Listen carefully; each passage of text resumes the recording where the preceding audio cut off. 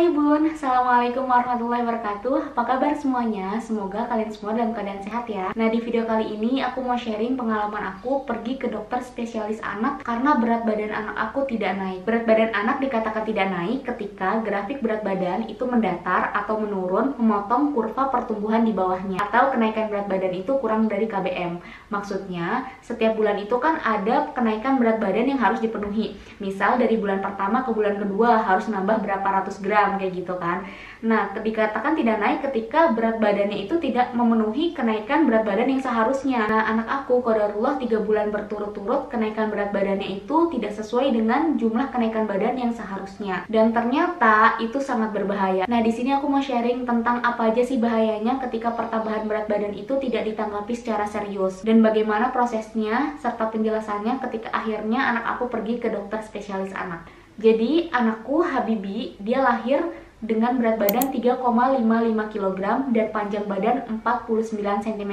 Setiap bulan aku selalu mengukur berat badan dan juga tinggi badannya. Nah, dari hasil pengukuran itu kita bisa plot ke kurva-kurva yang ada di buku KIA. Berat badan per umur, berat badan per tinggi badan per umur, untuk mengetahui apakah pertumbuhan anak kita itu sudah optimal atau belum. Nah, jadi sebelumnya Habibi itu pertumbuhan berat badannya itu bagus. Dari bulan pertama ke bulan kedua itu kan harusnya naik 900 gram. Anakku naik 1000 gram atau 1 kilo. Nah, bulan kedua ke bulan ketiga itu harusnya pertambahan berat badan 800 gram, tapi Habibi hanya naik 600 gram. Bulan ketiga sampai bulan keempat itu harusnya naik 600 gram, sedangkan Habibi hanya naik 490 gram. Dan bulan keempat sampai bulan kelima itu harusnya naik 500 gram, tapi Habibi hanya naik 310 gram. Jadi 3 bulan berturut-turut Habibi itu berat badannya dikatakan seret atau tidak memenuhi pertambahan berat badan yang seharusnya. Dampaknya apa sih kalau misal berat badan anak seret atau tidak naik dan dibiarkan? Aku baca dari highlight story Instagramnya Dr. Meta, dia mengatakan bahwa anak itu bisa mengalami yang namanya faltering, yaitu kondisi di mana berat badan anak itu tidak naik seperti yang seharusnya. Faltering itu bisa seret, stuck, dan juga turun. Seret itu artinya berat badan anak naik, tapi tidak sesuai atau tidak memenuhi kenaikan yang seharusnya. Yang stuck itu artinya berat badan yang sekarang dengan bulan sebelumnya itu sama. Dan turun artinya berat badan anak malah turun. Jadi faltering bisa jadi stunting jika tidak segera ditangani atau diintervensi dengan baik. Berapa lama sih berat badan anak dikatakan faltering? Beberapa literatur menyebutkan bahwa berat badan anak dikatakan faltering ketika sudah 2 kali berturut-turut dalam 2 bulan diukur berat badan anak itu naiknya tidak seperti yang seharusnya. Dan parahnya, faltering itu bisa juga disebut gagal tumbuh. Nah, aku sedih banget, aku bener-bener kepikiran banget, down banget. Karena apa ya, anak kita tuh kalau dilihat biasa aja gitu. Orang bahkan lihat nih anaknya cepet banget ya tumbuhnya, anaknya cepet banget gedenya. Tapi padahal ketika kita plot di kurvanya, itu pertumbuhan atau pertambahan berat badannya itu tidak sesuai.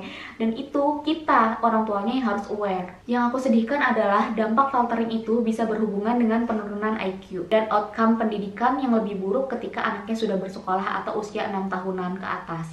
Jadi faltering itu dampaknya mungkin sekarang nggak kelihatan, tapi nanti ketika dia sudah bersekolah itu bisa kelihatan. Dan dokter Meta juga bilang anak yang aktif itu bukan penyebab dari faltering. Aku sempat bilang kalau oh iya ya Habibi naiknya sedikit mungkin karena dia lagi aktif banget, dia lagi suka tengkurap, dia lagi suka muter-muter.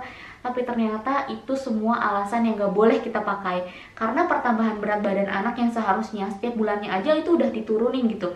Dari yang 900, 800, 600.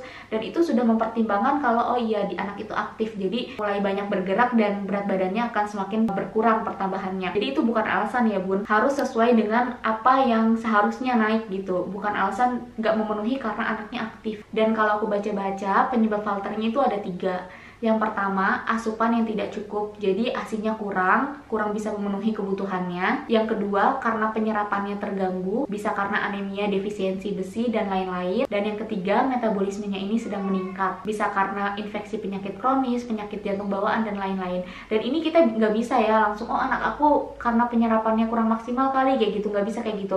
Harus dibawa ke dokter anak, dikonsultasikan. Nah, nanti bakal diamati nih sama dokternya. Jadi nggak bisa langsung kita sebagai ibunya, apalagi aku ya orang awam langsung menentukan oh anak aku penyerapannya nggak baik kali ya gitu. Nggak bisa kayak gitu. Jadi menurutku konsultasi ke dokter anak karena berat badan anak yang tidak sesuai kenaikannya itu sangat amat benar.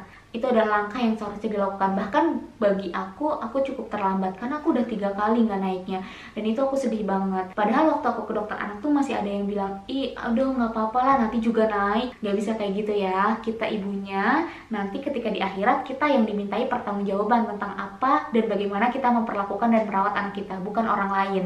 Jadi kita harus lebih aware tentang kondisi anak kita. Mau orang lain ngomong gimana, udah go ahead. Selama kita udah baca-baca, kita udah tahu ilmunya, kita ikhtiar untuk gimana mengatasi kondisi anak kita biar lebih baik lagi. Nah, akhirnya aku memutuskan ke dokter anak, yaitu dokter Paulina di RSIA Permata Serdang. Di sana anakku Habibi dicek berat badan, tinggi badan, lingkar kepala, kemudian dilatih atau dilihat motoriknya apakah sudah baik atau belum. Jadi dilatih gimana dia bisa tengkurap sendiri enggak, dia bisa balikin badan lagi apa enggak, dia bisa angkat kepala, matanya fokus atau enggak, dia bisa angkat tangan atau enggak. Pokoknya dilihat kemajuan motoriknya apa aja.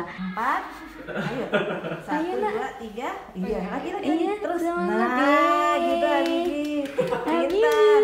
Dan akhirnya aku dapat hasil dari dokter, katanya berat badan anak aku itu kurang. Harusnya di usia Habibi itu dia harus sudah mencapai 7 kilo, sedangkan Habibi saat itu berat badannya 6,6 kilo, jadi kurang 400-500 gram kata dokter. Nah, tapi tinggi badannya alhamdulillah normal, masih normal, tinggi badannya masih bagus, dan lingkar kepalanya pun bagus. Motoriknya Habibi bagus, bahkan dokter bilang fokusnya dia, matanya itu bagus, pinter nih adiknya gitu. Alhamdulillah aku bersyukur banget, plong gitulah, karena kan dokter yang tahu ilmunya ya, jadi aku tahu, oh iya pertumbuhan anak aku bagus, berarti PR-nya adalah di berat badannya. Nah, ada beberapa hal yang dokter sarankan kepada aku. Yang pertama, aku dikasih waktu 2 minggu untuk menyusuinya lebih sering lagi, 1 jam sekali, nggak nunggu dia lapar. Bahkan kalau bisa setengah jam sekali, nggak apa-apa setengah jam sekali. Dan diperhatikan lagi pelekatannya. Kalau masih ada kerasa sakit, berarti itu pelekatannya belum baik. Dan diperbaiki lagi fokusnya. Karena memang dokter bilang di usia Habibi ini biasanya mulai nyusunya buat mainan kayak gitu, mulai nggak fokus. Dan itu benar.